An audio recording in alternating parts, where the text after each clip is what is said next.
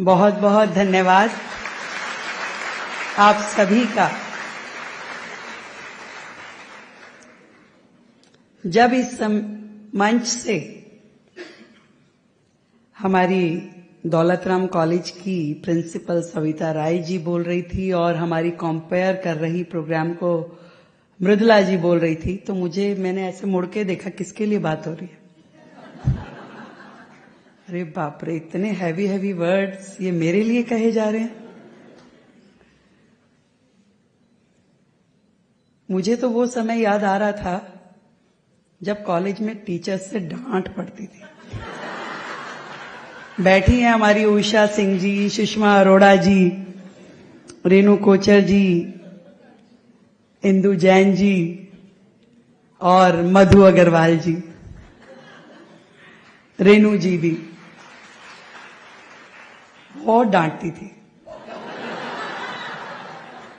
असल में मैं अपने जीवन की वीसी महोदय कहानी बताऊं तो मुझे मुझे लीडर बनाने वाला दौलतराम कॉलेज ही है। अभी सुन तो लो कैसे। जब मैं फर्स्ट ईयर में आई 93 में, उस पूरा साल दौलतराम कॉलेज में रही स्ट्राइक। पूरा साल एक भी क्लास नहीं लगी।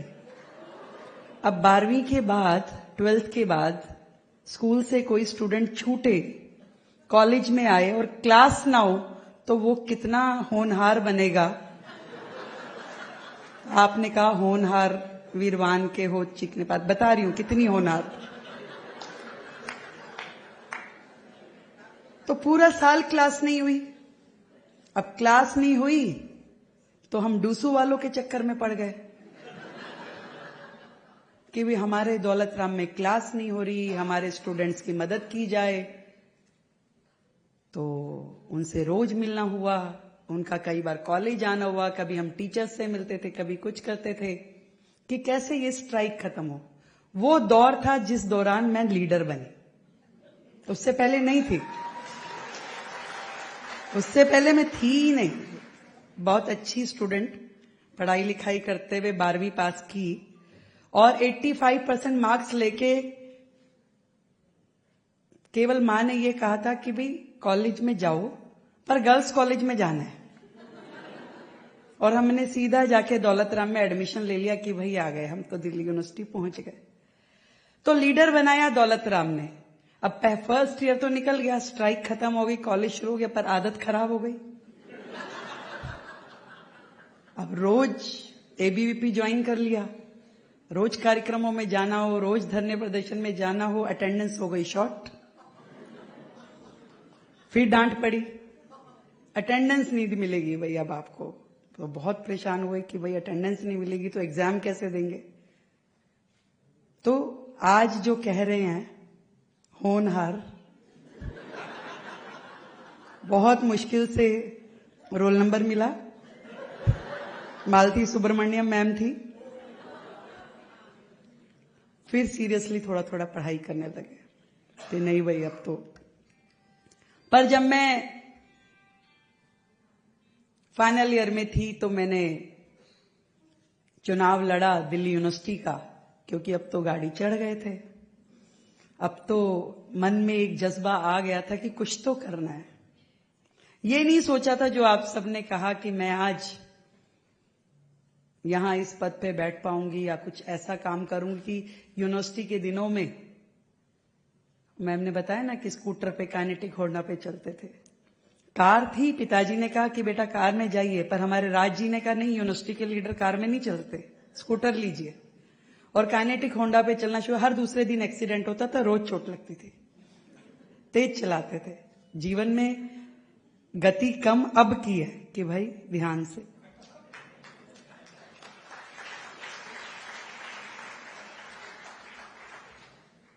तब ये नहीं सोचा था कि दिल्ली यूनिवर्सिटी की जिन सड़कों पे मैं आज घूम रही हूं या दिल्ली की सड़कों पे जहां घूम रही हूं, उन सड़कों को ठीक कराने की जिम्मेदारी किसी दिन मेरे ऊपर ही आएगी।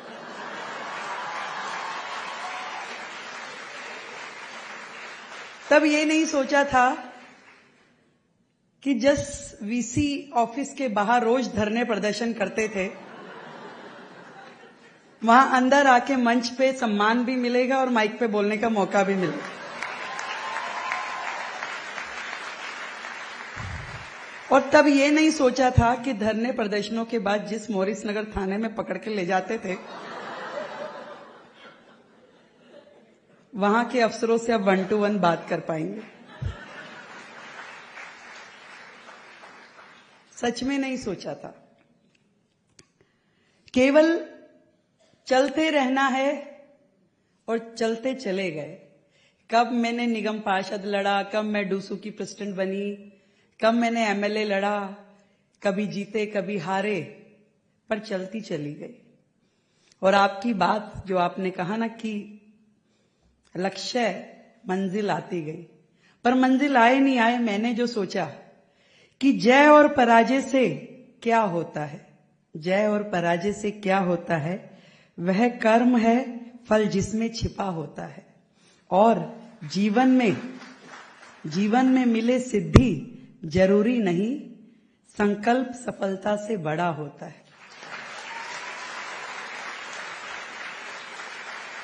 तो एक संकल्प था मन में कि कुछ तो करना है, बस इसी धुन में चलते गए। कब वो रेखा जिंदल जो यू स्पेशल की सीट पे भी नहीं बैठते थे, सीढ़ियों में बैठते थे चलती बस के, कंडक्टर लड़ता था कि आप लोग ऊपर आके बैठिए, नहीं सीढ़ियों में बैठ के अंताक्षरी खेलेंगे, या कैंटीन में बैठ के टेबल थपेड़ थपेड़ के गाने गाते थे। और कैंटीन वाले जो भैया होते थे वो कहते थे भाई अब जाओ क्लास में। कहां उससे यहां इस जिम्मेवारी पे आना मेरे लिए भी बहुत एक अपने आप में चैलेंज भी है, इंस्पिरेशन भी है कि आज दिल्ली के लिए कुछ कर गुजरने का मौका मुझे मिला। फिर एक बार इस मंच के माध्यम से धन्यवाद देती हूं आदरणीय नरेंद्र मोदी जी को, जिन्होंने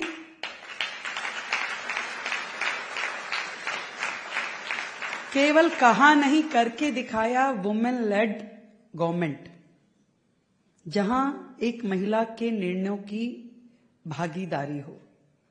और ये भागीदारी ने ही आज हम सबको इतना सक्षम बनाया है कि यस, इस 1 महीने में जितने भी दिल्ली यूनिवर्सिटी से जुड़े हुए मुद्दे मेरे पास आए, विद इन ए सेकेंड मैंने कहा इसको रिजॉल्व करिए, तुरंत होना चाहिए, ये काम वैसे ही होगा।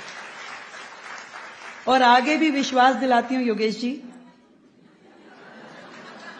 ये क्या चक्कर क्या है ये, आप लोग जब भी समस्या की बात होती है आप बड़ा मुस्कुराते हैं। नहीं, ऐसी वाली समस्याएं अभी तक मुझ तक नहीं आई हैं भाई। पर आप जो फर्ज मेरा है इस दिल्ली यूनिवर्सिटी की स्टूडेंट होने के नाते, आज देश की सबसे बड़ी यूनिवर्सिटी दिल्ली यूनिवर्सिटी है। पूरे देश से हजारों स्टूडेंट हमेशा हर साल यहां आते हैं अपने जीवन का सपना लेकर के कि मुझे कुछ बनना है, और आप उन्हें गढ़ते हैं, उन्हें बनाते हैं और उनको अपने आने वाले जीवन में उतारते हैं। तो दिल्ली यूनिवर्सिटी का कोई भी काम हो वो दिल्ली सरकार की वजह से रुकने वाला नहीं है, ये मैं आपको विश्वास, बल्कि जो बात आपने कही कि मिलके शिक्षा के लिए, शिक्षा जगत में वो काम करना है जो इस विश्वविद्यालय के साथ साथ हमारी दिल्ली की पूरी शिक्षा व्यवस्था को और बेहतर और सुदृढ़ और संगठित करे, जिससे दिल्ली का हर एक बच्चा ना केवल अच्छा पढ़ लिख सके, बल्कि उसको जीवन में जो भी मुकाम वो चाहे उसको पाने का रास्ता यहां इस विश्वविद्यालय में से होकर के मिले। मुझे खुशी है आपने जो प्रोजेक्ट बताए कि जिन बच्चियों के पेरेंट्स नहीं हैं उनके लिए और बाकियों के लिए जो आप सुविधाएं कर रहे हैं, ये एक आपका बहुत ही सेंसिटिव डिसीजन है जिसको आपने लिया।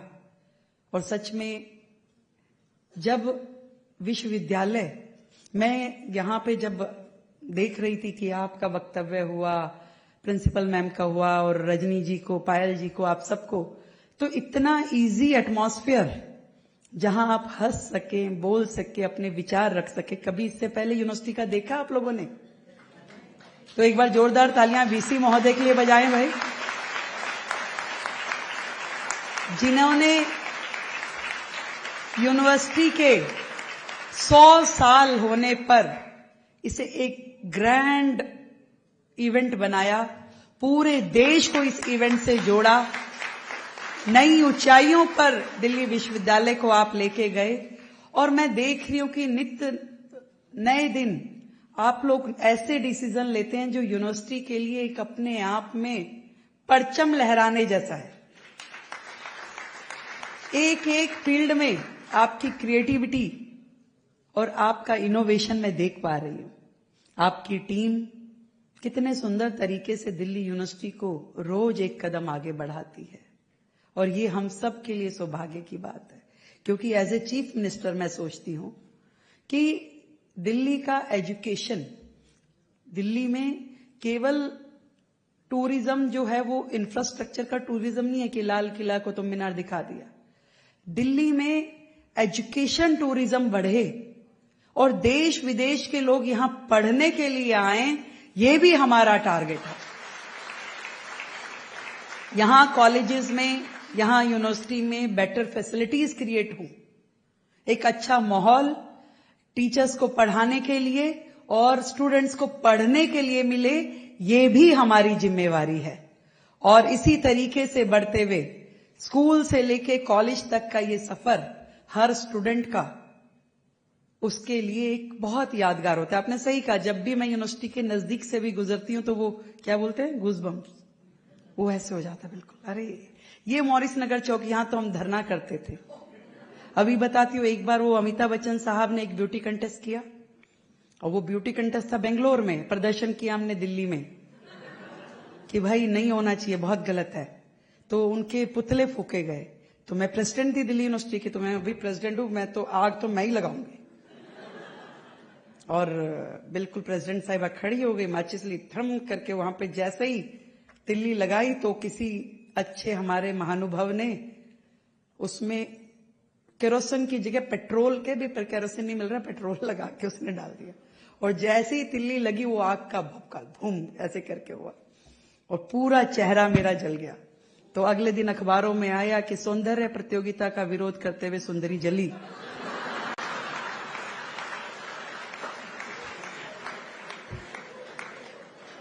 मैं डूसू प्रेसिडेंट थी। मैंने कहा बहुत गलत बात हुई। तो 2 महीने लगे मुझे ठीक होने में। तो ऐसी ऐसी यादें इन दिल्ली यूनिवर्सिटी की गलियों से जुड़ी है। वो दौलत राम के सामने वाली दीवार, अब हंसने वाली क्या बात है, भेलपुरी खाते थे, लेमन सोडा पीते थे और कुछ नहीं।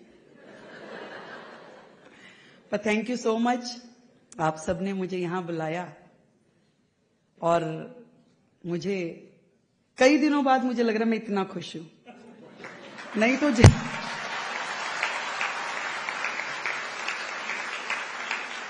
तो आपने सही कहा, वो जैसे आपने वो अभी सरस्वती जी की मूर्ति थी ना इतनी भारी, तो मुझे यही लग रहा है कि इतना सारा काम मुझे ही करना है।